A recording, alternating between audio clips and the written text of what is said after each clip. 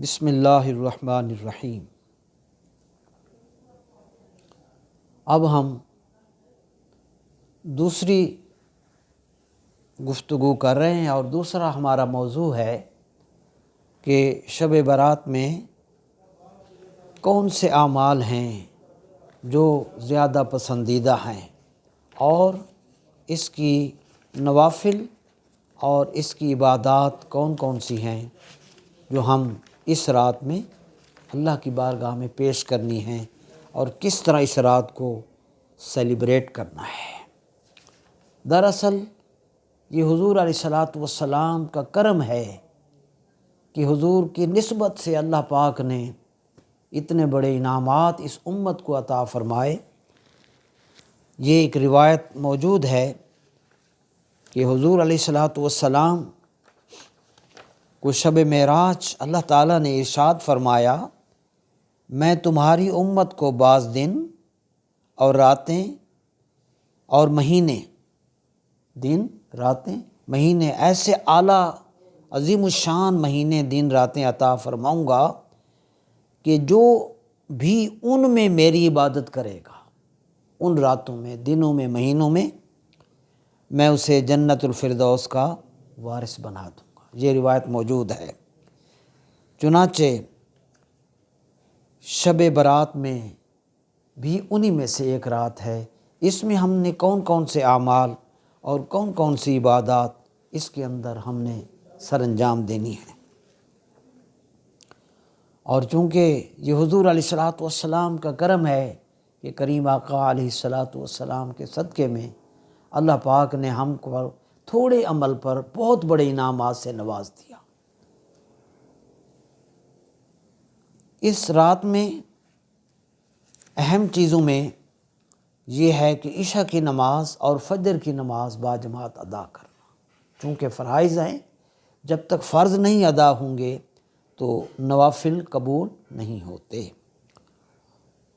اس میں ہم نے عشاء کے فرض، عشاء کی نماز باجماعت، فجر کی نماز باجماعت ادا کرنی ہے، شب بیداری ہے، تلاوت قرآن مجید ہے، نوافل ادا کرنے ہیں، ذکر الہی ہے، درود پاک، استغفار کی کثرت، صدقہ خیرات کرنا اور اہل ایمان اپنے آباء و اجداد کی ارواح کو نفلی عبادات کا ثواب پہنچانا، رات کا قیام اور 15 شعبان کا روزہ رکھنا، اور سب سے اہم کہ اگر ہمارے اعزاء، اقربا، والدین کوئی بھی اگر ہم سے ناراض ہیں تو ان کو راضی کرنا، ان سے معذرت کرنا۔ اس رات کے حوالے سے نوافل ہیں، ویسے تو جس قدر بھی پڑھی جائیں، مثلا سورہ یاسین شریف کی تلاوت کی جائے اس کی بھی بڑی فضیلت ہے، اس رات درود تاج کی بڑی فضیلت ہے، لیکن میں نوافل کچھ عرض کر رہا ہوں، اللہ پاک توفیق دے۔ فرمایا کہ 8 رکعت نفل نماز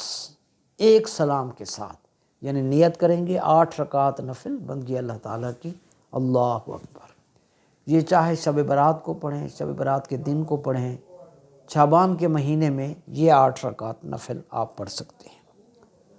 8 رکعت نماز کی نیت کر کے، نیت کے بعد اللہ اکبر، پھر سبحانک اللہ، پھر الحمد پڑھنے کے بعد ہم سورہ فاتحہ 11 مرتبہ پڑھیں گے، پھر رکوع ہے، پھر 2 سجدے ہیں، پھر دوسری رکعت ہوگی، اس میں الحمد شریف 1 مرتبہ، 11 مرتبہ سورہ اخلاص پڑھیں گے، 2 رکعتیں پوری ہوں گی، التحیات تشہد پڑھیں گے عبدہ و رسولہ تک، پھر تیسری رکعت کے لیے اسی طرح پڑھیں گے، ہر رکعت میں الحمد شریف 1 بار، سورہ اخلاص 11 مرتبہ، پھر تیسری رکعت اسی طرح چوتھی پر بیٹھیں گے، تشہد عبدہ و رسولہ تک پڑھیں گے، پھر اس کے بعد ہم 5ویں رکعت کے لیے کھڑے ہوں گے، اسی طرح وہ پڑھیں گے، پھر 6ٹھی پڑھیں گے، پھر بیٹھیں گے، پھر 7ویں کے لیے کھڑے ہوں گے، پھر 8ویں کے لیے کھڑے ہوں گے، ہر رکعت میں الحمد شریف 1 مرتبہ، سورہ اخلاص 11 مرتبہ پڑھ کر جب ہم 8 رکعت پوری کر لیں گے، پھر مکمل التحیات پڑھ کر رب جعلنی مقیم الصلاۃ تک پڑھ کر ہم پھر اس کو سلام پھیریں گے۔ ان 8 رکعت نفل کی فضیلت یہ ہے کہ جب ہم یہ پڑھ لیں تو حضور علیہ الصلوۃ والسلام کی بارگاہ میں درود پاک استغفار پیش کریں، اور ان نوافل کا ثواب نبی کریم علیہ السلام کی بارگاہ میں جمیع انبیاء علیہ السلام، اہل بیت کرام، صحابہ کرام، صالحین کو، جمیع امت کو، بالخصوص حضرت سیدہ فاطمہ زہرا رضی اللہ تعالی عنہ کی روح کو اس کا ثواب پہنچائیں، بخش دیں۔ اس کی برتری، فضیلت، اہمیت یہ ہے کہ میں نے پڑھا ہے سیدہ فاطمہ زہرا سلام اللہ رضی اللہ تعالی عنہ فرماتی ہیں کہ جو شخص بھی یہ تحفہ مجھے